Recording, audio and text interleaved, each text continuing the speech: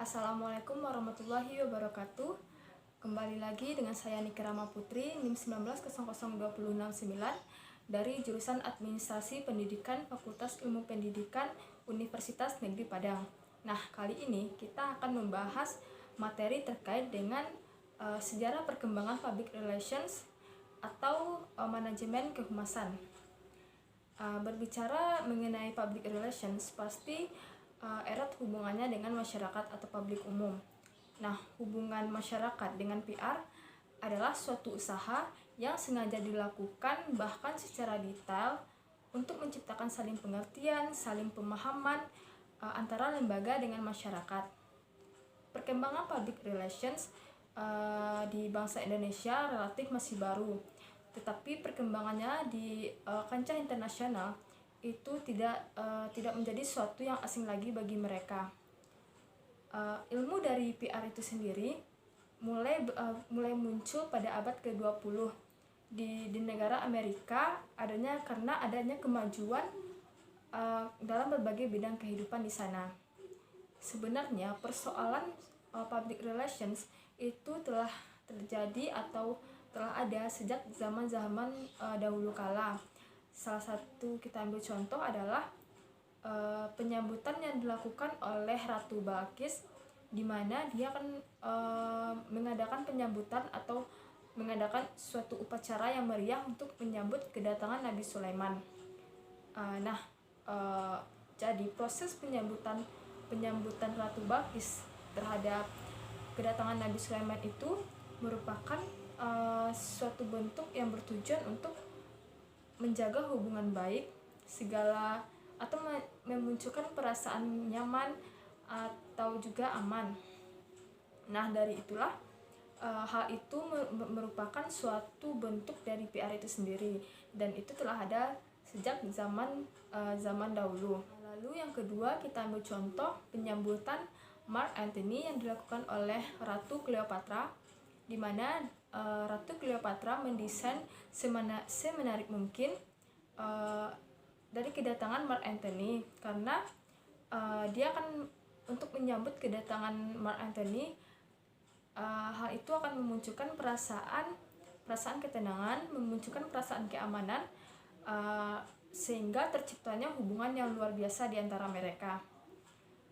Dan karena apa? Karena mereka saling menghargai satu sama lain, dan itulah salah satu bentuk dari public relations. Lalu selanjutnya, siapa sih yang mempelopori terciptanya public relations itu?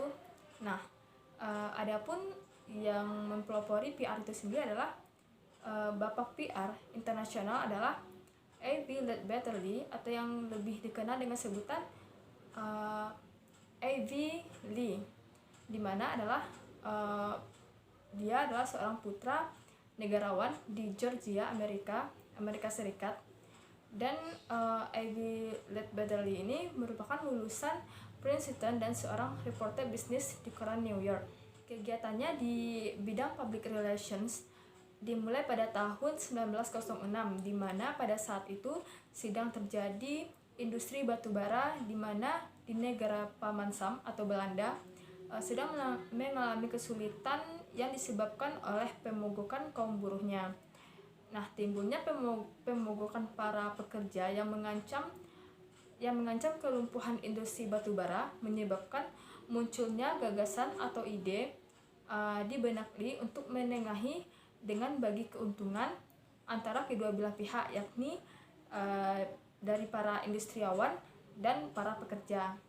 Gagasan dari pemikirannya adalah The Declaration of Principle, di mana artinya pada saat itu adanya batasan antara manajemen pengambilan kebijakan dengan buruh atau masyarakat.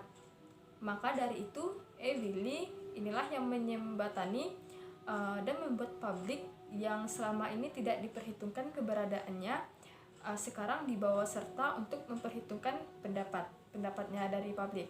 Selanjutnya kita akan melihat gambaran dan kronologis PR di dunia dan di Indonesia. Yang pertama, kita terlebih dahulu melihat gambaran kronologis PR di dunia, yaitu pada abad ke-19 PR di Amerika dan Eropa merupakan program studi mandiri yang didasarkan pada perkembangan ilmu pengetahuan dan teknologi. Lalu yang kedua, tahun 1865 sampai 1900, publik masih dianggap tidak punya kepentingan atau dianggap bodoh. Kemudian berkembang lagi pada tahun 1900 sampai 1918, di mana publik telah diberi informasi dan dilayani saat terjadinya revolusi industri. Lalu pada tahun 1918 sampai 1945, publik telah diberi pendidikan dan mulai dihargai. Nah, 1925 di New York, PR itu sendiri telah menjadi sebagai pendidikan tinggi yang resmi. 1928 di Belanda telah memasuki pendidikan tinggi dan minimal di fakultas sebagai mata kuliah yang wajib. Di samping itu juga banyak diadakan kursus-kursus yang bermutu untuk meningkatkan ilmu PR itu sendiri. Nah, selanjutnya pada tahun 1945 sampai 1968, publik mulai terbuka dan masyarakat mulai banyak mengetahui hal-hal dalam memahami ilmu dari PR itu sendiri atau public relations. 1968 di Belanda tepatnya mengalami perkembangan yang pesat ke arah ilmiah karena penelitian yang rutin dan kontinu. Nah, ini berbeda di Amerika tadi, di mana di Amerika perkembangan PR itu lebih ke arah bisnis. Nah, sedangkan di Belanda itu sendiri PR telah menjadi suatu keharusan, di mana keberadaannya itu sangat penting di berbagai sektor-sektor kehidupan di negara tersebut. Nah, sedangkan di Amerika perkembangannya hanya lebih ke arah bisnis. Pada tahun 1968 sampai 1979, publik dikembangkan di berbagai bidang. Artinya semua sektor telah memahami betapa pentingnya PR dalam kehidupan mereka. Pendekatan yang dilakukan juga tidak hanya satu aspek saja.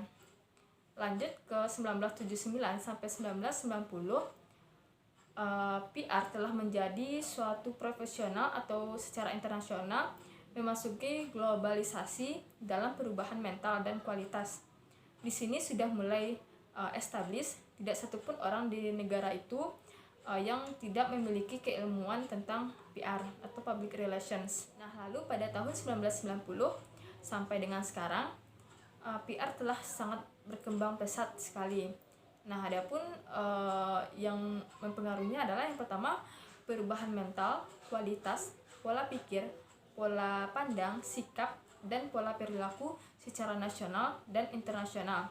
Yang kedua, membangun kerjasama secara lokal, nasional, ataupun internasional. Yang ketiga, saling belajar di bidang politik, ekonomi, sosial budaya, iptek, sesuai dengan kebutuhan era globalisasi atau informasi.